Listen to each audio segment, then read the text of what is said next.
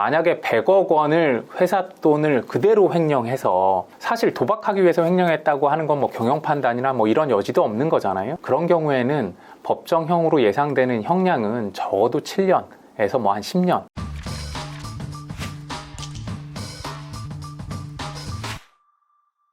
취재는 끝났다. 이제는 법으로 말한다. 시청자 여러분 안녕하세요. 이진호입니다. 오늘 다시 한번 2판 4판 코너로 시청자 여러분들을 찾아뵙게 됐는데요. 오늘은 주요 사안들을 법적으로 깔끔하게 명료하게 정리해 주시는 이승재 변호사님 모셨습니다. 안녕하세요. 이승재 변호사입니다. 2판 4판 출연 이후 좀 달라진 게 좀 있나요? 예. 주변에서 아무래도 많이 관심을 가져주시다 보니까 네. 뭐 이런 영상을 봤다 뭐 이렇게 전화해 주시는 분들 계시더라고요. 조금이라도 변화가 있는지 저는 좀 있었으면 좋겠다는 생각에 조금이라도 그래도 관심도가 높아지고 있는 것 같아서 다행이라고 생각하고 있습니다. 지금 좀 관심 있게 지켜본 사안들이 좀 있으세요? 지금 뭐 말씀하신 MC몽 사안이나 뭐 이런 것들에 대해서는 법적인 쟁점도 좀 많아가지고요. 좀 관심 있게 보고 있습니다. 김세희 씨가 구속 적부심 뭐 신청한다고 하는데 된다고 보세요? 구속 적부심은요, 저희 의뢰인한테도 하지 말라고 말씀드리거든요. 뭐 변호사 입장에서야 수임료를 추가로 내겠다고 하니까 좋은 일이지만 변호사 양심상 사실은 가능성이 없는데 하라고 하는 거는 어떻게 보면 희망 고문이잖아요.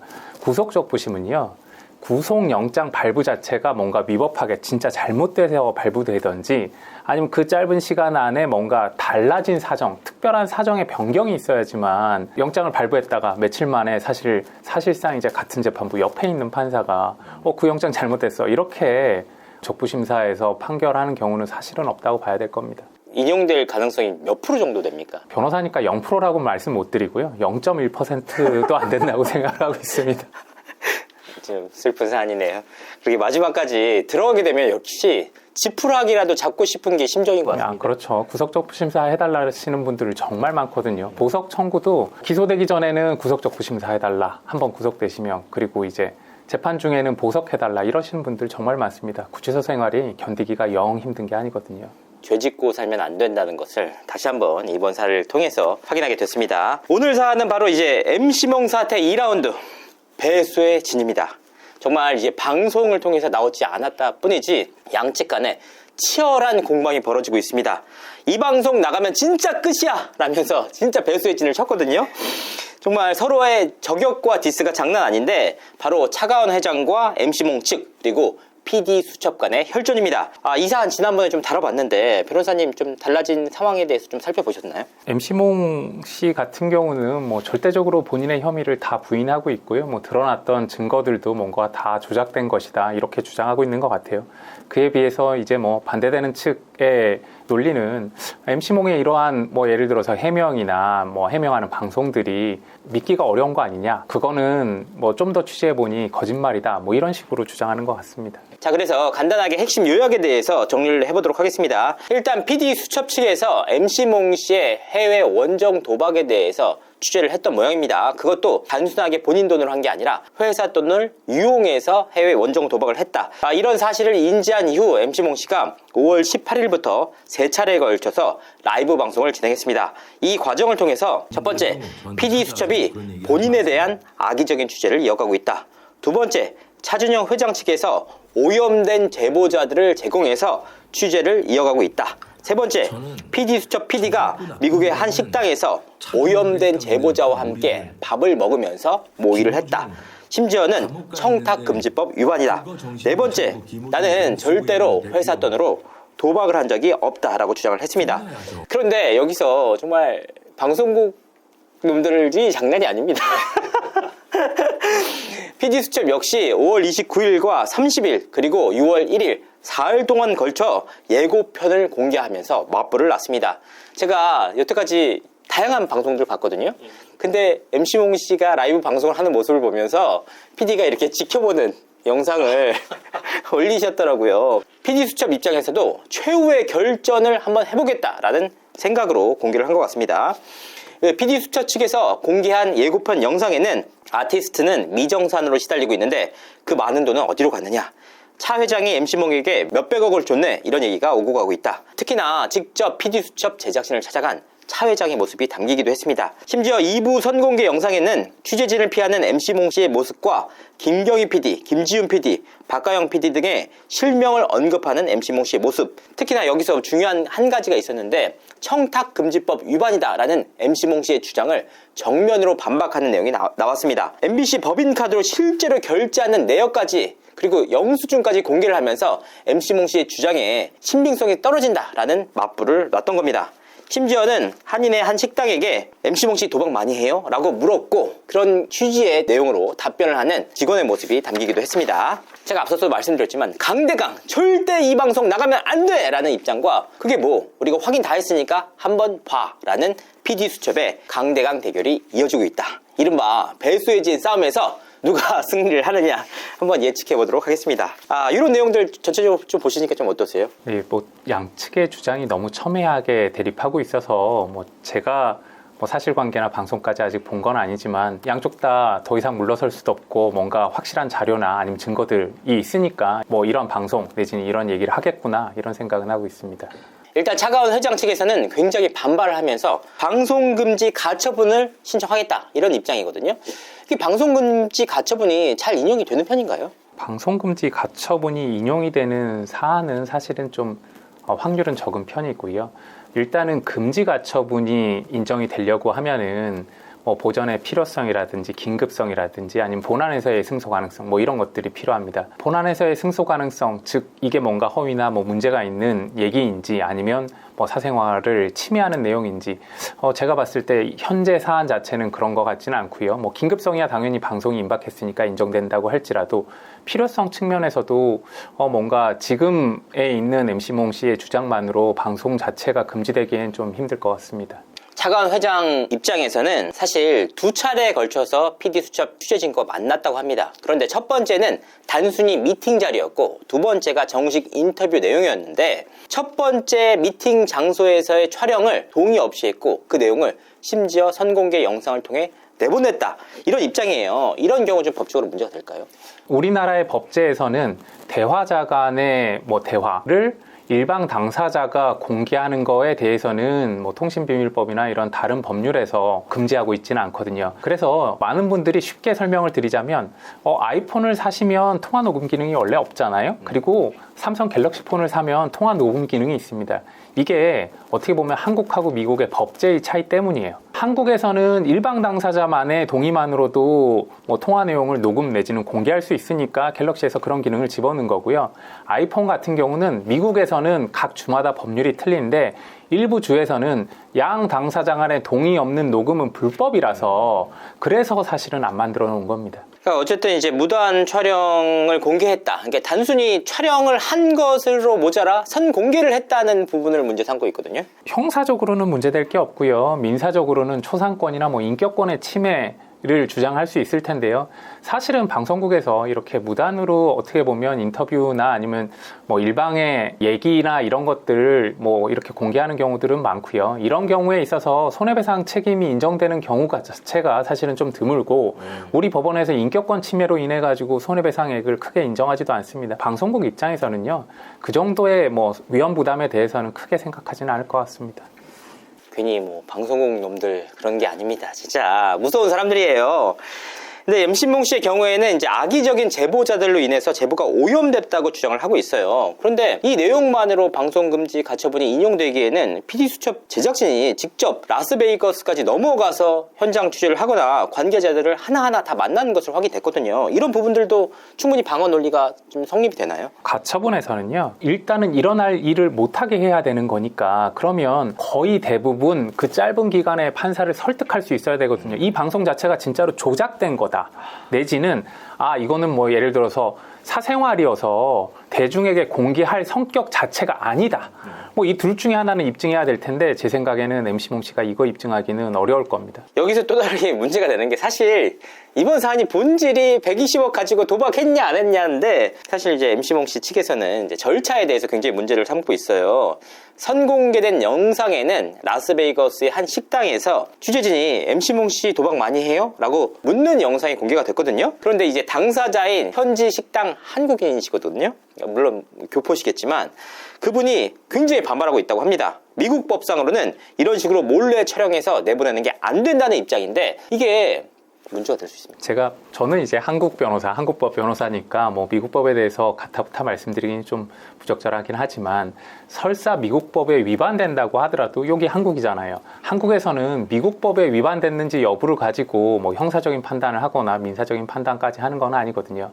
가처분에서도 마찬가지입니다. 가처분의 본질적인 내용은 그러면 MC몽이 횡령을 하지 않고 도박도 하지 않은 게 너무나 분명한데 이 방송 자체가 뭔가 조작됐다. 이거를 입증하지 못하는 한은 가처분이 인용되기 어려운데 뭔가 이 본질은 건드리지 않고 자꾸 변죽만 울리는 느낌이 있습니다. 통상적으로는 그런 방송금지 가처분이 인용될 확률이 10% 내외입니까? 금지 가처분의 종류에 따라 틀린데요. 이번 사안 같은 경우는 제 개인적인 생각은 뭐 한 5%도 안 된다고 생각하고 있습니다. 이 내용들이 실제로 법원으로부터 인용이 된다. 그럼 PD 수첩 입장에서는 개망신이거든요. 그렇기 때문에 그리고 제가 파악하기로도 PD 수첩 측에서 굉장히 좀 발빠르게 취재를 했고 여러 가지 내용들을 확인한 것으로 파악하고 있습니다. 오죽하면 뭐 PD 수첩에서 MC 몽 씨의 집까지 찾아갔고 반론 주겠다. 입장 달라라고 반박도 다 받았고 심지어는 라스베이거스까지 날아가서 현장 관계자들을 만났으니까 이런 부분들이 사실은 PD수첩에서 상당히 취재를 밀도 있게 했다라고 엿볼 수가 있는 내용입니다. 심지어 이제 MC몽 씨가 본인의 라이브 방송을 통해서 PD수첩 PD들 상대로 중국 레스토랑에서 밥을 얻어먹으면서 모의를 했다라면서 청탁금지법 위반에 대해서 문제 제기를 했어요. 근데 이에 대해서 PD수첩 PD들은 당시에 그 영수증과 영상까지 저 깜짝 놀랐어요. 영상까지 공개하면서 반박을 펼쳤는데 이런 경우에는 허위사실에 대한 문제제기 할 수 있는 부분 아닙니까? 일단은 첫 번째로 이 청탁금지법 위반에 언론인도 적용 대상이 되죠. 일명 김영란법 대상이에요. PD수첩 관계자들도 이번 사안 취재하면서 엄청 조심했나 봅니다. 보통 막 그렇게까지 신경 쓰지 않을 텐데 문제 제기를 할 수 있다고 생각해서인지 분명하게 결재 내역이 있죠.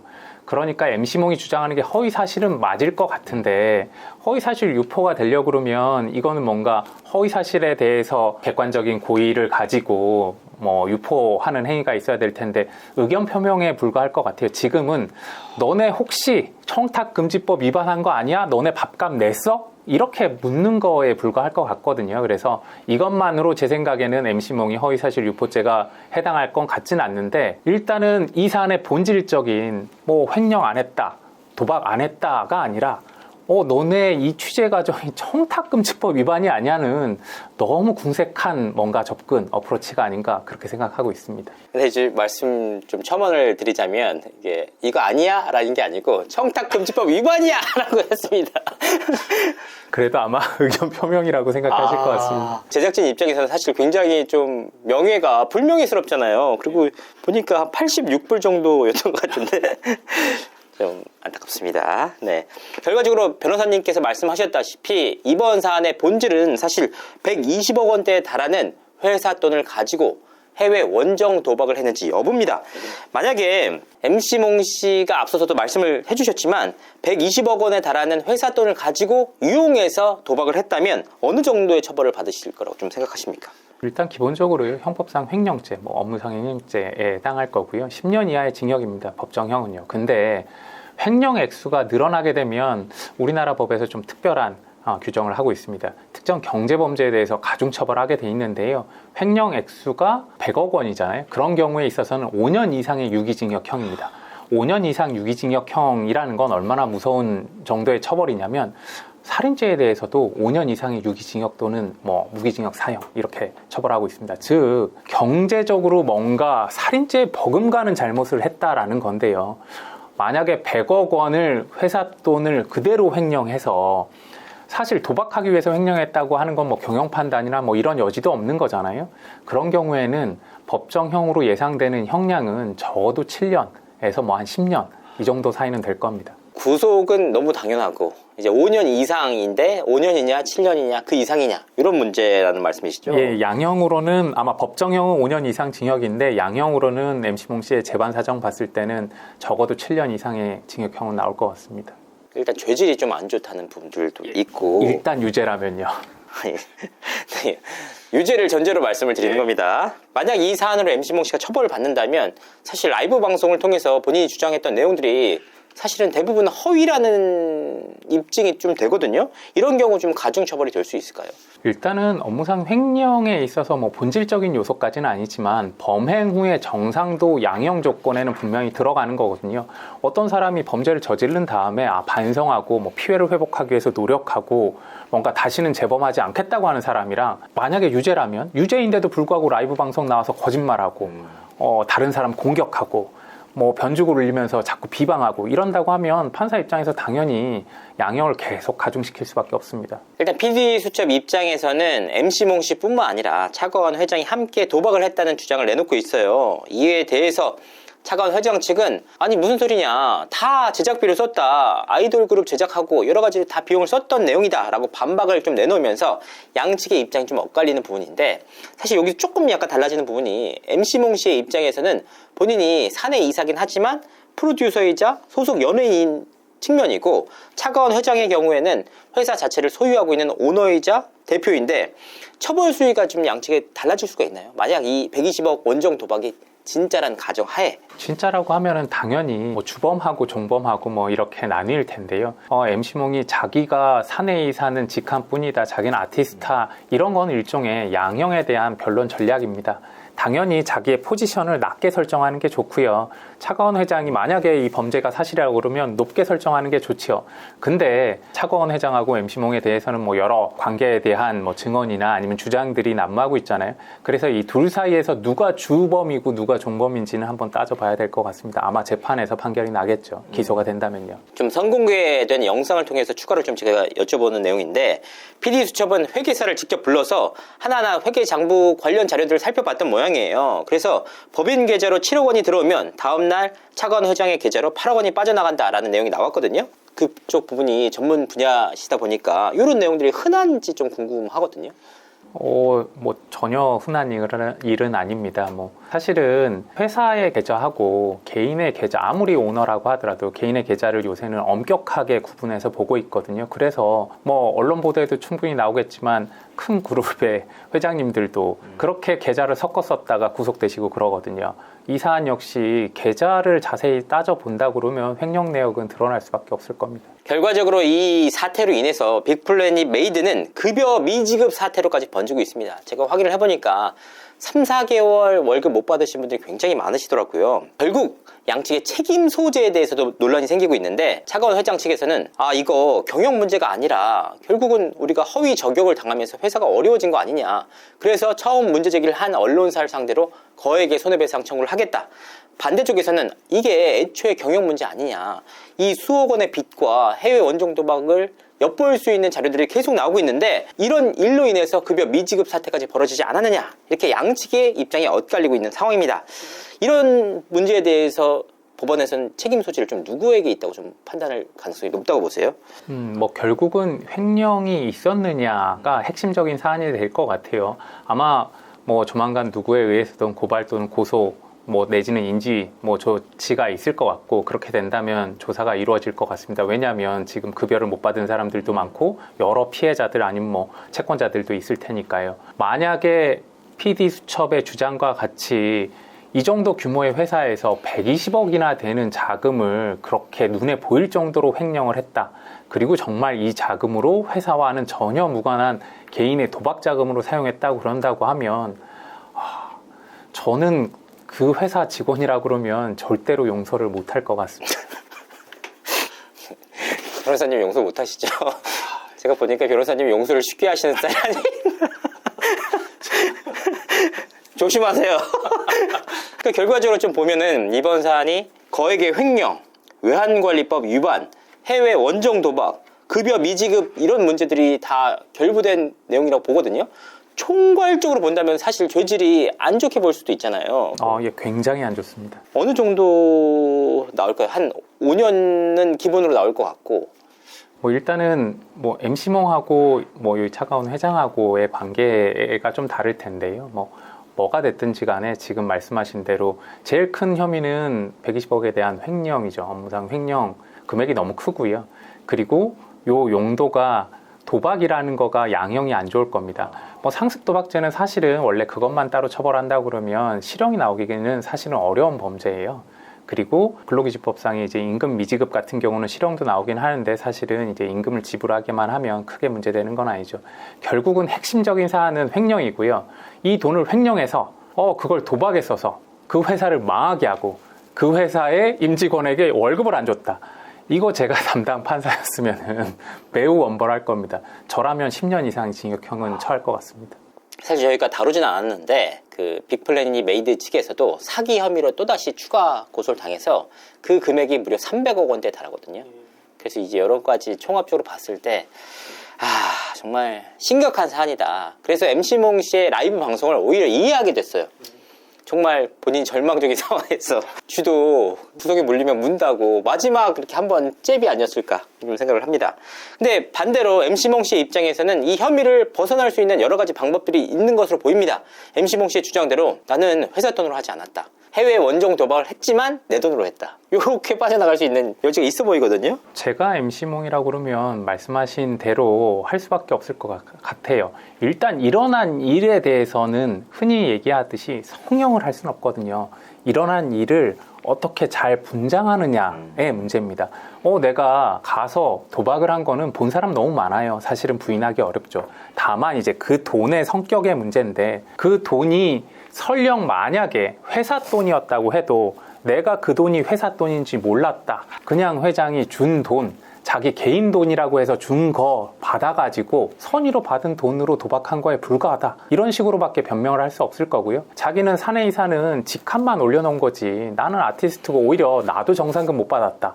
이렇게 아마 주장을 할 가능성이 있어 보입니다. 서로 간의 이해관계가 상충된다는 의미이신 것 같습니다. 네. 이 120억 원대 회사 돈을 도박으로 유용했느냐 이 부분이 핵심인데 이런 내용들이 회계 장부를 통해서 입증이 좀 가능한지 여부에 대해서 관심이 좀 쏠리고 있어요. 특히나 차가운 회장 측에서는 이미 압수수색까지 받았다. 그렇기 때문에 오히려 입증이 더 쉽다는 취지의 반론을 내놓고 있는데 이런 부분에 대해서 좀 어떻게 생각하세요? 수사하는 수사관이나 아니면 이제 검사들의 역량에 따라서 사실은 차이가 좀 있습니다. 다만 회계장부를 제가 생각하기에는 이 정도 규모 회사에서 이게 드러날 것까지 생각하지 못하거든요. 그리고 오너십이 어느 정도 있는 회사라 뭐 일반 주주들이 사실은 참견하는 것도 없고 뭐 외부 감사가 뭐 꼼꼼하게 들여다보는 회사도 아니었을 거라고 봅니다. 그렇다고 하면 사실은 장부를 조금만 꼼꼼히 살펴본다 그러면 뭐 이런 횡령의 정황들은 충분히 드러날 수 있을 겁니다. 보통 회사에서 횡령할 때 밖에서 7억 원이 들어갔는데 회장 계좌로 8억 원 그냥 냅다 빼버리는 회사 없거든요. 그런 것만 봐도 너무 허술한데? 만약에 실제 그렇다면요. 아마 횡령된 자금의 흐름 정도는 충분히 드러날 수 있을 거고요. 장부나 아니면 이제 관계자들에 대한 조사를 하면요. 다만 이제 해외에서 도박을 어떻게 했냐. 외환을 국내에 있는 돈으로 해외로 빠져나가게 하는 거는 우리나라에서 좀 엄격하게 관리를 하고 있기 때문에 아마 환치기의 방법을 사용했을 거예요. 그러면 이제 환치기를 어느 업체를 통해서 어떻게 사용했느냐까지 밝혀내야 되는데 이거는 조금은 점조직으로 되어 있는 형태도 있어서 이 부분을 밝혀낼 수 있느냐 이게 핵심일 것 같습니다. 다만 아까 전에 말씀드린 것처럼 우리 법원에서는 공범들의 이 형량을 정할 때는 누가 주범이냐 종범이냐 관계가 어떻느냐에 따라 가지고 사실은 처벌을 좀 달리하고 있어요. 그래서 제가 종종 재판을 하다 보면 무슨 의형제처럼 같이 범죄를 저지르는 거 없어도 법정에 오면은 서로 다시 원수가 되는 경우가 굉장히 많습니다. 왜냐하면 서로 책임을 떠넘겨야 자기가 조금이라도 덜 살거든요. 아마 수사나 재판 과정에서 조금 더 진실이 드러날 수 있을 것 같습니다. 사실 이번 내용을 두고 말씀드리는 건 아니지만 다들 그렇습니다. 우리 한번 들어갔다 오면은 그렇게 괴로우신 것 같아요. 저도 사실은 제가 제일 인생에서 놀랐던 때 중에 하나가요. 사실 이렇게 교도소나 구치소를 직접 가보는 경우가 없잖아요. 제가 사법연수원에 있을 때 검찰 교수님이 견학을 한번 가자고 해서 같이 안양교도소에 간 적이 있습니다. 좀 오래된 교도소거든요. 뭐 특별한 생각 없이 그냥 안양교도소 정문 들어가는데 철문도 있고 들어가니까 무섭잖아요. 근데 정말 놀란 거는 안에 들어갔을 때 그 열악한 시설이었습니다. 그걸 보니까 저는 절대로 범죄를 저지르면 안 되겠다는 생각이 들더라고요.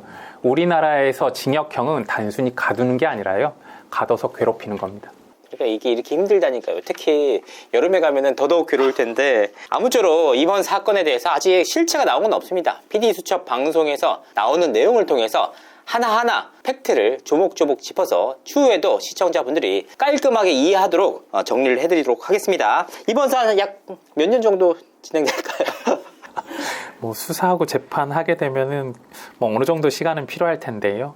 아마 이게 영장이 나와서 구속 재판이 될 가능성이 높습니다. 다만 이제 구속 재판이 되더라도 만약에 실제 혐의가 있다고 해서 기소가 된다 그러면 피의자가 된 사람 입장에선 이죄 인정할 수가 없거든요. 그럼 이제 무죄를 다투겠죠. 그렇다고 하면 몇 년은 가게 될 겁니다. 그러니까 사전 구속 영장까지 나올 수 있는 사안이기 때문에 좀 더 지켜봐야 할 것 같습니다.